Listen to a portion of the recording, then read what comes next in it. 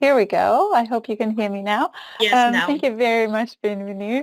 Um, and really a very warm welcome on behalf of GIZ, the German Corporation on International Development. My name is Julia Langendorf. I am the team leader for the Strategic Partnership for Technology in Africa. In the sector program on cooperation with the private sector. And we're so happy to see so much interest in this group of entrepreneurs we were able to support during the program Invest in Tech, which has been implemented by Green Tech Capital Africa Foundation. So our program has been funded by the Federal German Ministry for Economic Cooperation and Development as part of the SPTA. So this is a network that brings in private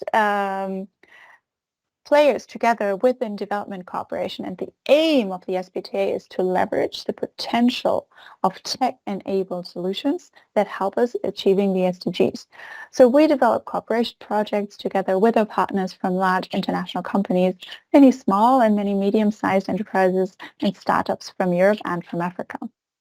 And today, we're all here and we're very happy that we're able to implement this project jointly with Green Tech Capital Africa, who has an extensive network and really an amazing experience in the startup and in the investor ecosystem. So this has helped us to identify those incredible entrepreneurs who we are going to meet today. But before, let me share some words about our achievements of the program so far.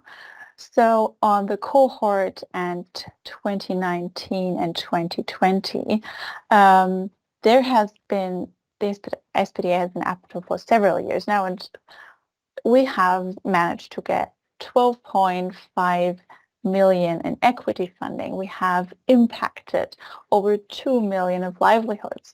We have looked at made sure that 4.2 million of COVID-19 vaccines have been delivered, over 6 million of DEP and grant funding, and more than 210,000 tons of CO2 have been mitigated. And what I really think is the most incredible number is that 72% of active startups are still really active in 2023 in this year. So the next slide.